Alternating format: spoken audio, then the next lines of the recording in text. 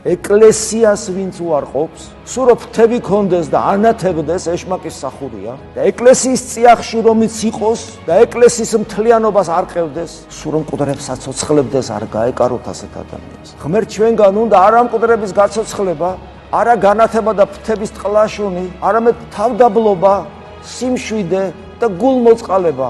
ანუ ქრისტესადმი მსგავსება და სხვა არაფერი. გაიხსენეთ, როცა პავლე მოციქული მიდის ქრისტიანების დასარბევად. სინათლე ეცხადება, რომელიც ლაპარაკობს. პავლე მოციქული შეწუნებული დაბლა დაეცემა. ვინ ახარ ეუბნება პავლე მოციქული? და მე ვარ იესო, რომელსაც შენ ზდევნი და როგორ დევნიდა, როცა არასოდეს უნახავ. მაგრამ პავლე მოციქული ეკლესიას დევნიდა, აწიოკებდა, საპყრობილეში ყრიდა. სტეფანე პირველ მოწამეს მკვლელობის თანამონაწილეა. ეკლესიის მდევნელია პავლე მოციქული და უფალიონება რატომ დევნი მე? ეკლესიის დევნა, ეკლესიის შეურაცხყოფა, ეს არის უფლის დევნა და უფლის შეურაცხყოფა.